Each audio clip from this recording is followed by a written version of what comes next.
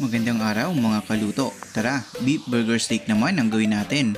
Kaya mag-alala, madali lang ito. Kailangan lang natin mag-ready ng ground beef at ilagay ang lahat ng mga sangkap. Isang buong beef cubes, garlic and onion powder, lagyan din natin ng breadcrumbs at saka isang pirasong itlog, and then paminta. Pagkatapos, kailangan lang natin itong haluin gamit ang ating malinis na mga kamay hanggang sa maging ganito na.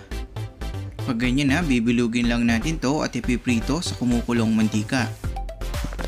Ipiprito lang natin ang ating mga patty both side ng mga 2 minuto. After nating maprito ang ating mga patties, gagawa naman tayo ng gravy. Kailangan lang natin ng 2 tablespoon ng butter, tapos 4 tablespoon ng all-purpose flour. Kailangan lang natin siyang lutuin sa mahinang apoy hanggang maging ganito na. Pag golden brown na, siguro mga 4 minutes lang yan. Lalagyan naman natin yan ng kalahating piraso ng beef cubes, 2 cups of water. Pagkatapos, hayaan natin siyang kumulo hanggang sa maging malapot na siya. Pagkatapos, lagyan natin ng konting seasoning, konting pampakulay.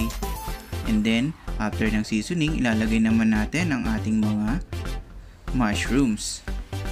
Pagkatapos, hayaan lang natin itong kumulo ng mga 1 minuto at ilalagay natin sa ating mga patties. Tara, kain mga kaluto!